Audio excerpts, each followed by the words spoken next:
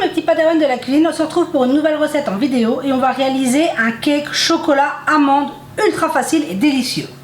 Pour commencer notre recette, nous aurons besoin de 6 œufs entiers auxquels je mets 200 g de sucre et on va simplement venir, sans en mettre partout. Donc voilà, j'ai ramassé ma petite gaffe. On vient mélanger le sucre et les œufs.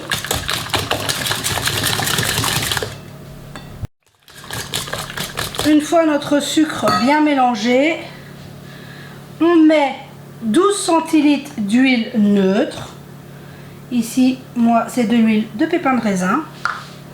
Et 12 centilitres de crème liquide, entière, légère, végétale, du moment que c'est de la crème liquide. Utilisez celle que vous préférez.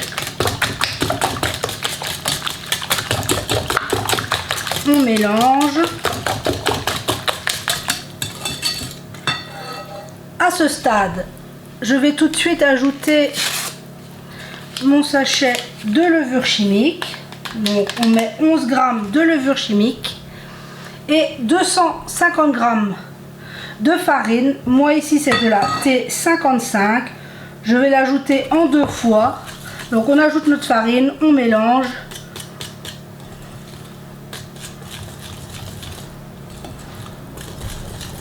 Et comme ça jusqu'à la fin de notre farine. Donc la première partie de ma farine est ajoutée. J'y ajoute la deuxième. À ce stade, j'ajoute aussi 2 cuillères à soupe de cacao en poudre non sucré. Et vu qu'on fait cake amande, 60 g de poudre d'amande. Et on continue à mélanger jusqu'à temps qu'on obtient une jolie pâte. Donc là maintenant je mélange et on se retrouve une fois que ma pâte sera bien lisse.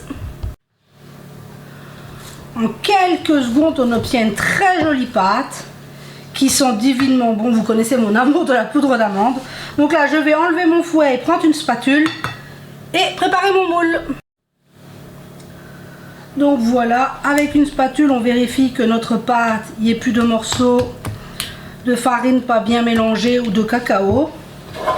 J'ai préparé un moule à cake. Mon moule fait 26 cm de longueur et il reste à venir placer notre pâte à l'intérieur.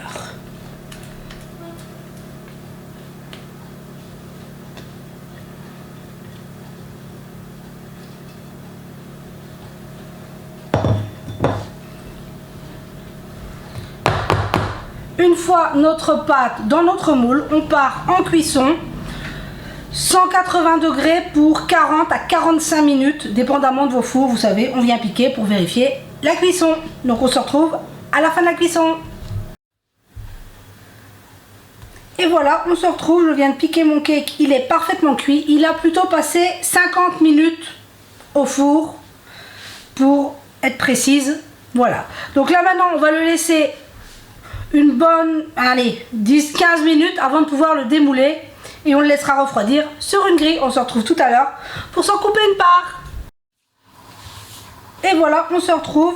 Mon gâteau a eu le temps de refroidir, je l'ai coupé. Regardez-moi cet intérieur hyper moelleux, ça sent divinement bon. C'est vraiment ultra facile à réaliser. J'espère que cette recette vous aura plu. Prenez soin de vous et de ce que vous aimez et on se dit à très vite pour la prochaine vidéo.